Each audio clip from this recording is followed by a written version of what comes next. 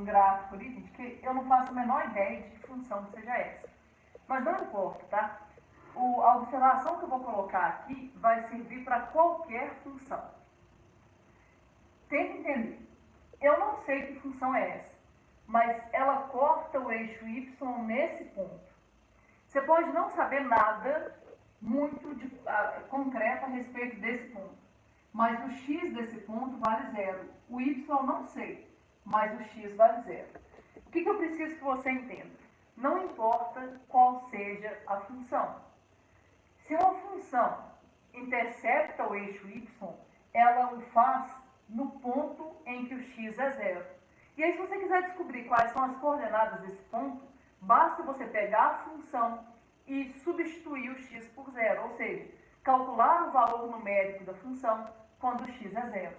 Então, eu vou tentar te mostrar isso e vou te mostrar um exemplo que as pessoas geralmente cometem um erro, e é um erro que na maior parte dos casos vai ter resposta para você marcar, e eu vou te mostrar. Mas anota isso aí para mim em algum lugar, ou tira um print da tela, né?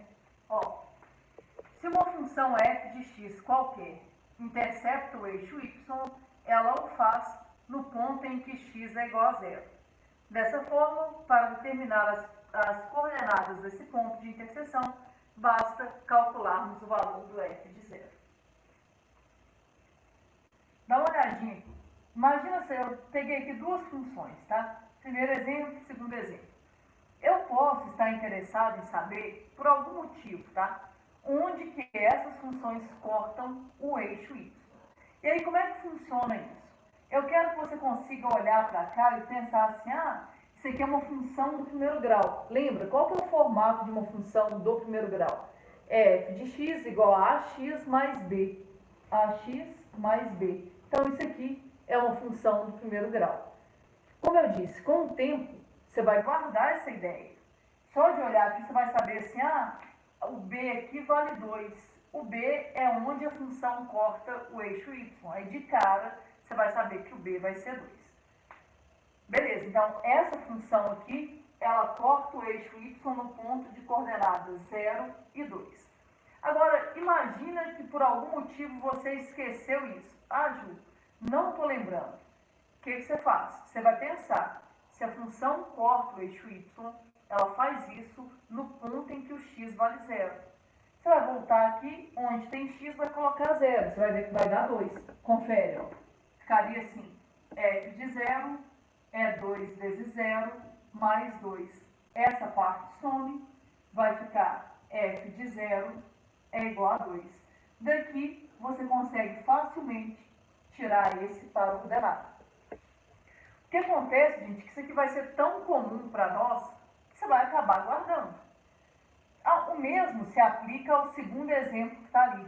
Eu quero saber onde que aquela segunda função corta o eixo y. A pessoa vai olhar e falar, é função do segundo grau.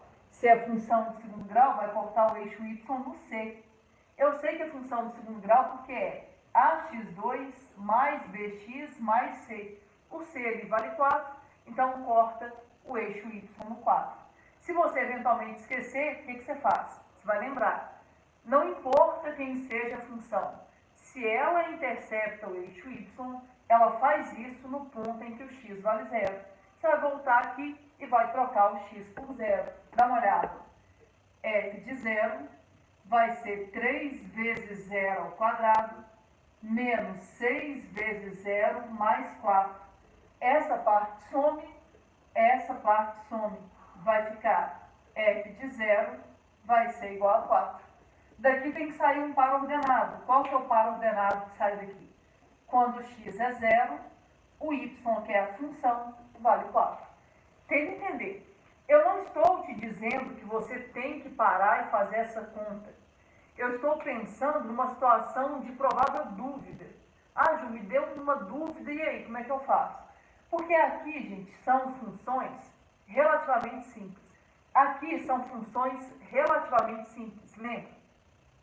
São funções polinomiais. Agora, nem sempre você vai se deparar com funções simples assim. Às vezes, ele vai te dar uma função um pouco mais elaborada, tipo essa aqui, ó. Então, imagina uma função como essa. essa função que está aqui, não é uma função polinomial. Por que que não? Observe, a nossa variável livre ali, o x, ela faz parte do expoente. Então, não é uma função simplesinha. Qual que é o meu medo? Meu medo é o aluno chegar aqui e falar assim, a função do primeiro grau corta o eixo y no termo independente. A função do segundo grau corta também nesse termo independente. Meu medo é você chegar aqui e pensar assim, essa função vai cortar o eixo y no 4. E se você pensar isso, você vai errar. Dependendo do que ele estiver te perguntando, vai ter resposta para isso. Mas você tem que tomar bastante cuidado para você não marcar isso. Cuidado para você não cair nessa ideia, tá? Por quê? Isso aqui não é uma função polinomial. Isso aqui, para quem não lembra, é uma função exponencial. Ju, mas aí como é que eu faço? Eu vou ter que adivinhar onde que corta? Claro que não. Você vai pensar naquilo que eu falei. Não importa quem seja a função. Se uma função corta o eixo y, ela faz isso no ponto em que o x vale zero. Então, se você quer realmente descobrir onde que essa função corta o eixo y, você vai voltar na função. E onde tiver x, você vai colocar zero. Vai ficar assim, f de zero vai ser igual a 2 elevado a zero mais 4. Então, f de zero vai ser igual. Quanto que é 2 elevado a zero? É 1. Vai ficar 1 mais 4. O que é 1 mais 4? 5. Daqui, você tem que conseguir tirar um par ordenado. Qual que é o par ordenado que sai daqui? Quando o x é 0, o y é 5.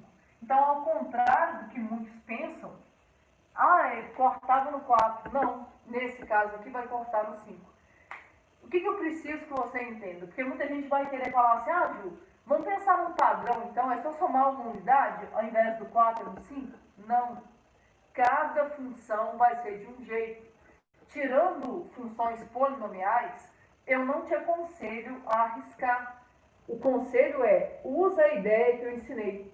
Se uma função qualquer intercepta o eixo y, ela faz isso no ponto em que o x é igual a zero.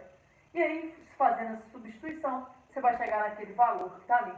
E aí, dessa maneira, a partir do momento que você começa a entender o que está por trás de tudo que a gente estuda, as coisas ficam mais fáceis. Você consegue começar a focar naquilo que realmente importa. E é isso, esse é o meu objetivo. Que você não aprenda nada mecanizado. Eu não tenho nada contra quem ensina de uma maneira diferente, tá, gente? Mas eu passei minha vida inteira sem conseguir aprender assim. Eu só comecei a aprender quando eu comecei a buscar formas alternativas para isso. Quando eu comecei a entender qual que era a ideia que estava por trás. E com muitas pessoas é assim. Se você tem trauma em matemática, pode ter certeza que eu te entendo. Porque eu fui uma das pessoas mais traumatizadas que eu conheço, assim, desde muito nova, na verdade, desde a 4ª série, quando estava lá na 4ª série, eu sofria muito bullying por não saber matemática. E isso foi gerando traumas quase que irreversíveis. Até hoje, assim, eu não sei direito como é que eu consegui superar tudo isso. Mas uma certeza eu tenho.